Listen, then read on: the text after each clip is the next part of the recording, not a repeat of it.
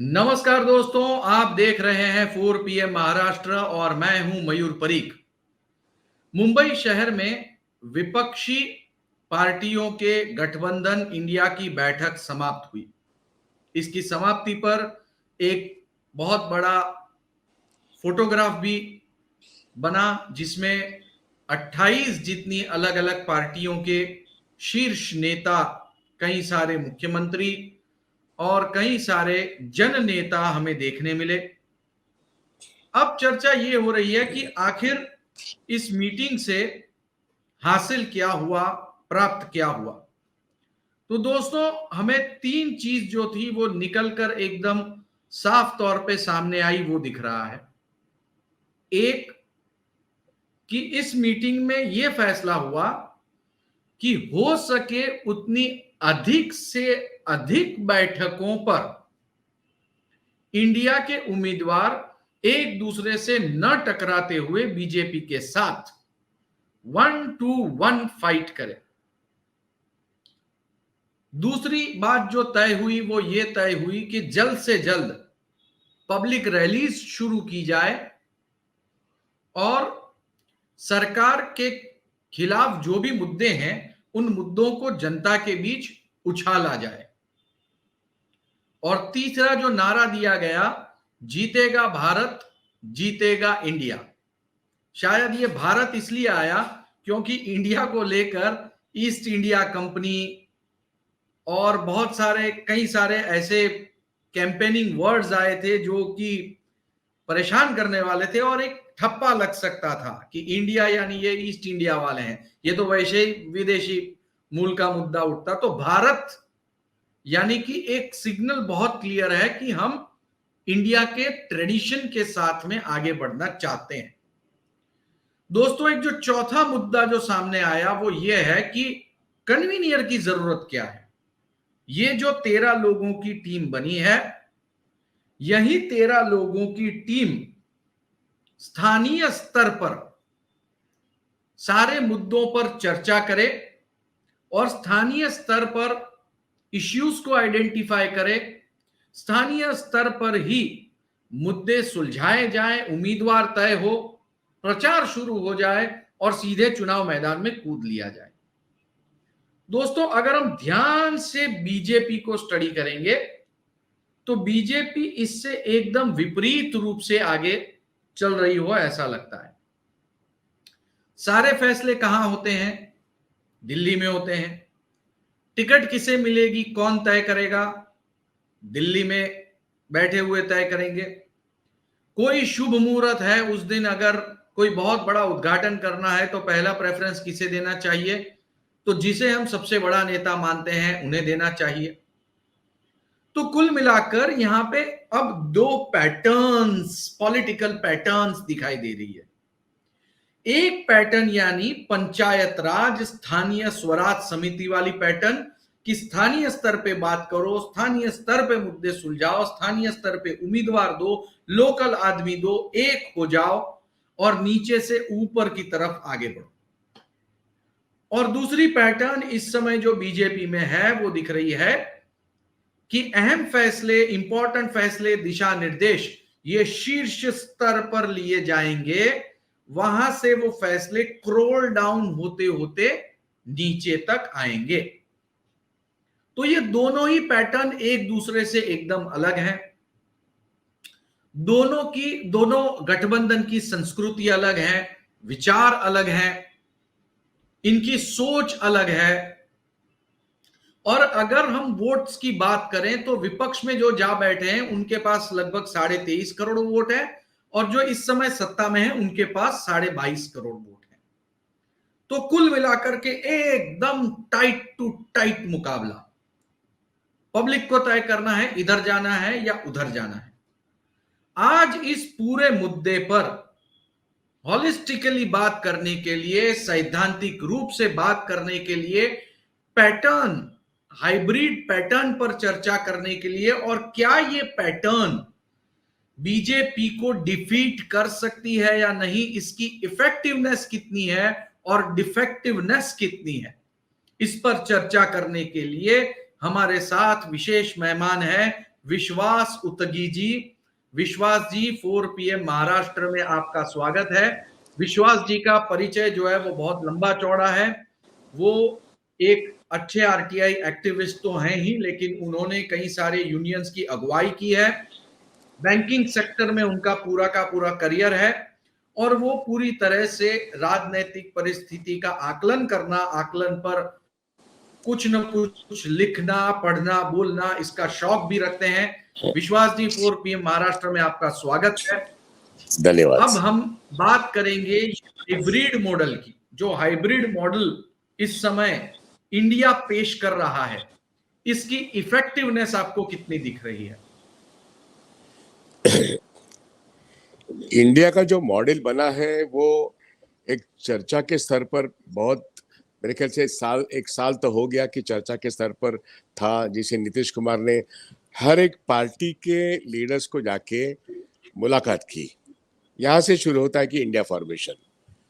बात इंडिया की तब से चली है, नाम इंडिया का अभी मिला है, लेकिन पहल जब की नीतीश कुमार ने तो अपने राज्य में वामपंथी 3 दल है, समाजवादी विचारों के 2-4 गुट है, इन सबको, और वो खुद एक समाजवादी विचारधारा के है, तो विचारधारा विपरीत होते हुए भी या भिन्न होते हुए भी उनको साथ में लाना, ये पहली कोशिश उन्होंने की।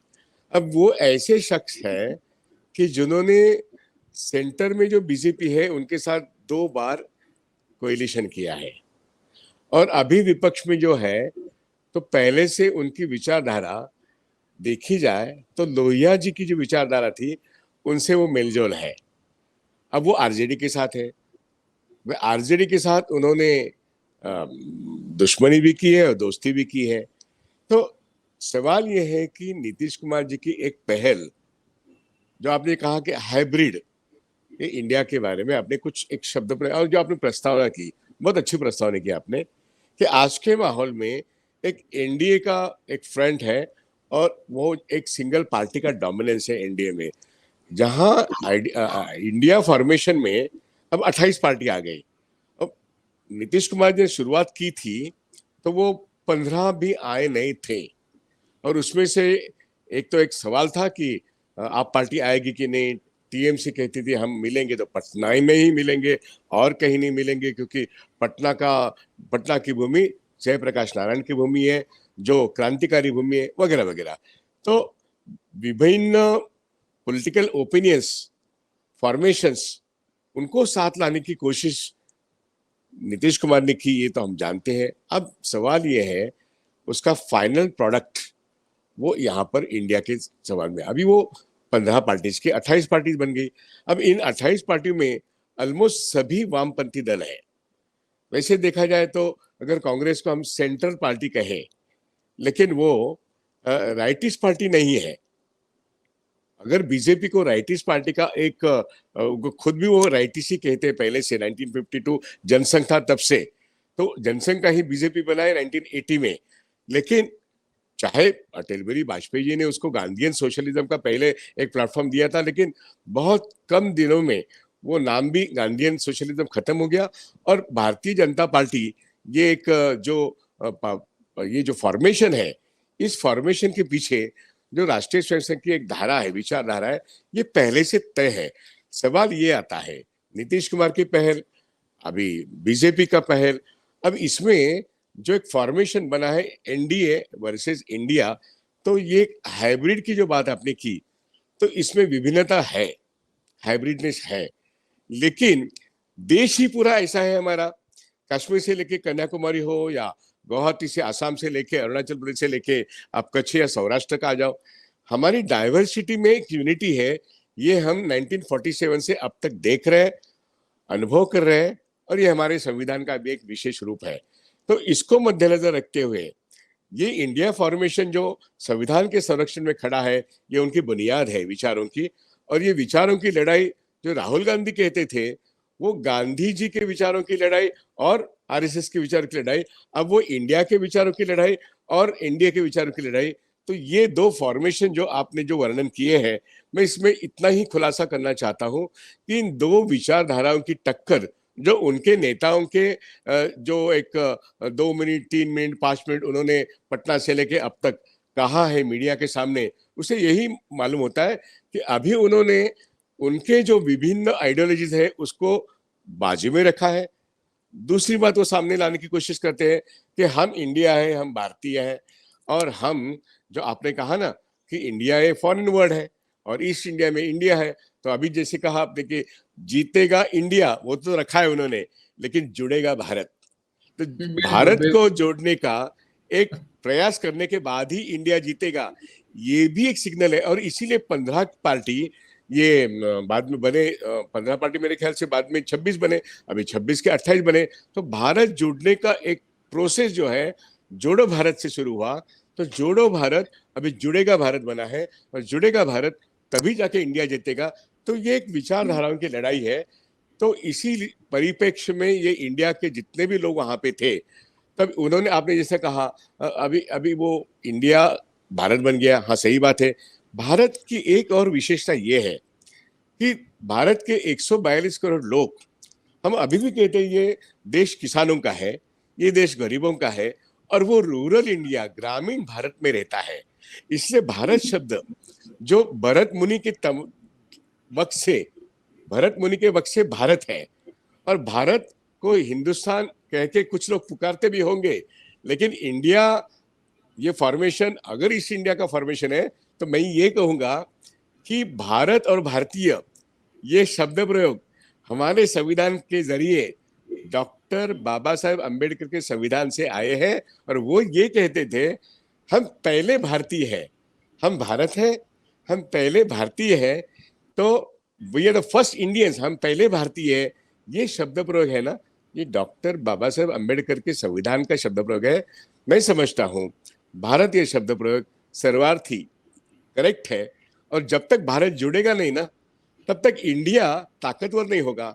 और जब तक इंडिया का जो विचारधारा है, अगर उनको इंडिया का परास्त होना है, आपने सही बात बताया, फासला कितना है, 1.5 करोड़ 2 करोड़ 2.5 करोड़, इससे ज्यादा तो फासला है नहीं। तो ये फासला अगर केंद्र में सत्ता है इंडिया की, मतलब भाजपा की, भारतीय जनता पार्टी की, उनकी एक विचारधारा वो आरएसएस की है, अगर उनसे कुछ टक्कर लेनी है तो इंडिया को कोशिश करनी पड़ेगी भारत को जुटाने की। और इसलिए उन्होंने एक फॉरवर्ड लुकिंग नारा दिया है। तो मैं समझता हूँ कि ये थेरोटिकली इसमें हाइब्रिडनेस आप जो देख रहे हैं, तो मेरे कैसे कि it is not a madness in method in madness या मेथोडोलॉजी इन मैडनेसनेस, ऐसा कुछ नहीं है।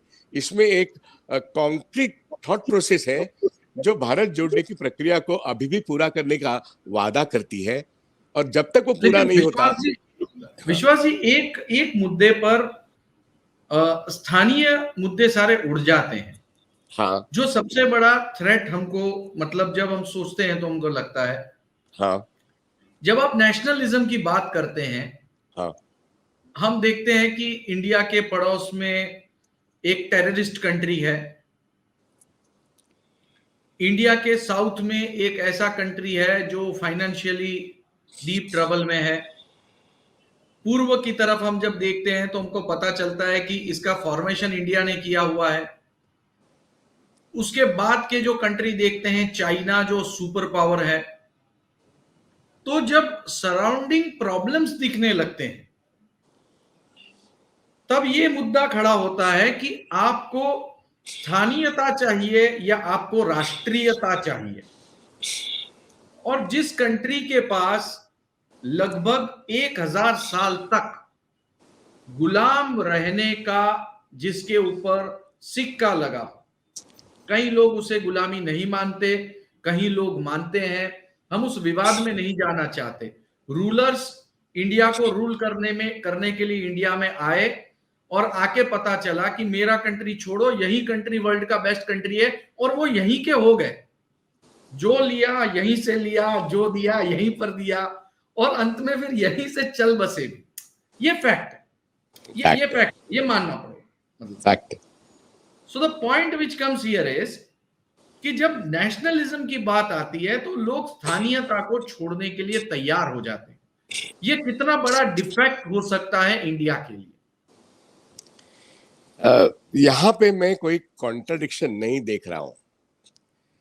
मतलब मैंने जब कहा कि डाइवर्सिटी में ही इंडिया की यूनिटी है, और ये कहने वाली बात नहीं है, डाइवर्सिटी बहुत है। कश्मीर एक बहुत ही अलग मतलब कल्चर, हिस्ट्री और वहाँ की ज़रूरतें अलग है। तमिलनाडु के अलग है, केरला के अलग है, वैसे ही ईस्ट में और वेस्ट में भी है। कहने के लिए ऐसे 12 या 13 स्टेट्स हैं जहाँ पे ये डाइवर्सिटी प्रोक्लेम्ड है। बहुत सारे आदिवासी बहुल स्टेट है और बहुत सारे अर्बन ओरिएंटेड स्टेट्स हैं। बहुत सारे मैन्युफैक्चरिंग में बहुत आगे है, कहीं मैन्युफैक्चरिंग का पता ही नहीं है।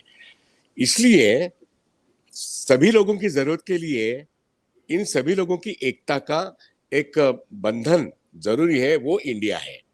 अब इसमें आपने लोकल और ग्लोबल का भी एक इश्यू है। मैं ये मानता हूं कि कोई भी देश आज के तारीख में, मतलब मैं तो कहता हूँ 20वीं शताब्दी 19वीं शताब्दी के आधे के बाद, या ज्यादातर 70 साल होने के बाद, 19वीं शताब्दी के 70 साल होने के बाद के 30 साल, अभी के 25 साल, मैं ये मानता हूं कि दुनिया एक दूसरे से जुड़ी हुई थी और दुनिया का एक दूसरे से रिश्ता था। कोई भी देश बड़ा हो या छोटा हो, वह अपने आप में दूसरे देश से रिश्ता रखता था, और यही एक ग्लोबलाइजेशन का पहला दौर है जो 200 साल पहले इंडस्ट्रियलाइजेशन ऑफ इकोनॉमी में शुरू हुआ है। हम इसको नजरअंदाज नहीं कर सकते। ग्लोबलाइजेशन चाहे पिछले 40, 45 या 30 साल पहले की भारत जुड़ा हुआ है, लेकिन globalization itself is a phenomena for last 200 years. और इसीलिए इस देश में ब्रिटेन सत्ता करती थी, लेकिन यहाँ का पूरा टेक्सटाइल मैनचेस्टर के लिए काम करता था। ये जो है, और यहाँ की संपत्ति वहां पे लेके गए। लेकिन फिर भी सवाल है, आज की तारीख में भारत में हम उत्पाद, विश्वास जी, जब नेशनल सिक्योरिटी का इश्यू आता है, विश्वास जी, नेशनल सिक्योरिटी का इश्यू आता है, तो फिर ये लोकलिज्म उड़ जाता है, वो टिकता नहीं है। क्या ये आपका भी ऑब्जर्वेशन है? मैं लोकल इश्यूज, लोगों की संस्कृति, लोगों का शिक्षण, लोगों का आरोग्य और उनका जो आर्थिक जीवनमान जो है उसके और उससे सांस्कृतिक विषयता है, इसके बारे में localization is most important factor है। ऐसे किसी भी देश के बारे में मैं मानने वाला आदमी हूँ। लेकिन नेशनल सिक्योरिटी का इश्यू जब आपने लाया, तो जो पाकिस्तान, जो आपने नाम नहीं लिया, मैं कह रहा हूँ वो टेररिस्ट स्टेट है, but Pakistan is always utilized by some big power like United States. So far so good. लेकिन क्या अभी आपने चीन को नाम, एक बहुत बड़ा ये नाम लिया है, जो पावर है, ट्रेडिंग पावर है, फाइनेंशियल पावर भी है, तो क्या चाइना आज पाकिस्तान को इस्तेमाल नहीं करता? आपने एक टेररिस्ट का नाम लिया, मैं और एक टेररिस्ट का नाम लेता हूं, जो एक बहुत अच्छा देश अफगानिस्तान, जो हमसे दोस्ती करता था और जुड़ा हुआ था। क्या अभी अफगानिस्तान है, वो तालिबान है? What is Taliban after all? जहां तक मेरी जानकारी है, तालिबान ये वहां के टेररिस्टों ने कब्जा का हुआ अफगानिस्तान का कब्जा किया है, और it is a terrorist state. अगर उसकी पार्श्वभूमि देखी जाए तो जियोपॉलिटिकल सिचुएशन में निर्माण किया गया तालिबान को या अलकायदा जैसे टेररिस्टों को, ये कहां से पैदा होते? क्या हम, ये भारत देश के बगल में नहीं है? क्या ये भारत देश को खतरा नहीं है? मैं आगे जाके और भी कहूंगा सिक्योरिटी के बारे में। मैं तो ये कहूंगा कि सोवियत इंडिया ट्रीटी हुई थी पहले सोवियत संघ से, उसमें से 370 जो संविधान में लिखा हुआ सुरक्षा है कश्मीर का, वैसे एक इंटरनेशनल सिक्योरिटी ट्रीटी इंडिया और सोवियत यूनियन का था, उसमें भी सियाचिन की सिक्योरिटी थी। क्या हम भूल गए ये सब? क्योंकि सियाचिन के ऊपर अगर अमेरिका नजर रखता है वाया पाकिस्तान, तो वो पाकिस्तान के हाथ में नहीं जाए, अमेरिका के हाथ में नहीं जाए, और वो रशिया के भी हाथ में नहीं जाए, क्योंकि वो मेरा सियाचिन है, मेरे हिमालय का वो भारत का हिस्सा है। अब अगर वो चाइना के हाथ में जा रहा है तो मुझे वो खतरा नहीं है? 370 जाने के बाद आज 1.5 लाख का पूरा आर्मी गलवान के पास आया है, क्योंकि 370 हट गया है। और हमारे देश में अगर हमारे नेता कहते हैं अब मैं पीओके लेके रहूंगा और मैं अक्साई चीन के लेकर रहूंगा, ये बात पार्लियामेंट में बोली गई है, इसलिए 1.5 लाख सेना चाइना का वहां पे मौजूद है। मेरा ये ऑब्जर्वेशन है, क्योंकि आपने जब जियोपॉलिटिकल सिक्योरिटी की बात की, तो चाइना आज पाकिस्तान को कंट्रोल करता है, ये अमेरिका को थ्रेट है। और तालिबान जिसका क्रिएशन हम जानते हैं किसको कौन अभी भी सपोर्ट कर रहा है, तो India is under a threat. और फ्रॉम इस तरफ से और उस तरफ से कोई पावर फाइनेंशियल रखता है फिर भी थ्रेट है, और कोई मिलिट्री पावर है वो भी थ्रेट है, कोई प्रॉक्सी है, कोई डायरेक्ट थ्रेट है। इसलिए Indian security is self in the big risk zone, और इसलिए अखंडता देश की बहुत इंपॉर्टेंट है, और इसलिए अंदर की जो लोकलाइज संस्कृति है, भाषा है, संविधान है, ये सब इस इंटरनेशनल सिक्योरिटी रिस्क में, रिस्क जोन में आते हैं। और इसलिए बात चलती है जिसका रिलीजन बड़ा है उसकी सत्ता हो। यही बात तो तालिबान ने की, यही बात तो मुस्लिम देश पाकिस्तान कर रहा है। लेकिन हम ये नहीं भूले कि पूरे मिडिल ईस्ट में एक सऊदी अरेबिया छोड़ के कोई भी मुस्लिम देश नहीं खुद को कहलाता है, और इस्लाम देश धर्म होने के बाद भी वो सही ढंग पे नहीं है, वो बड़े देश नहीं है, वो अच्छे देश भी नहीं है, और पाकिस्तान शायद उनमें से सबसे बुरा देश है, वो हमारा दुश्मन है, ये हमको मालूम है। इसलिए रिलीजन के आधार पर कोई भी देश सिक्योर नहीं हो सकता, कोई भी देश बड़ा नहीं हो सकता। वो सिक्योर होने के लिए हमारी अंदरूनी एकता, हमारे संविधान के तहत, हमारे डेमोक्रेसी के तहत एक होना बहुत जरूरी है। इसलिए मैं एनडीए को और इंडिया के ये दोनों परसेप्शन जो है वो सिक्योरिटी के तहत, मैं 370 का भी इसलिए मैंने जिक्र किया क्योंकि हम इसके अभ्यासक हैं। हम जानते हैं कि इंडिया की security is a facing a big risk, और इंडिया का एक्सपोर्ट और इंपोर्ट ये भी खतरा हो गया।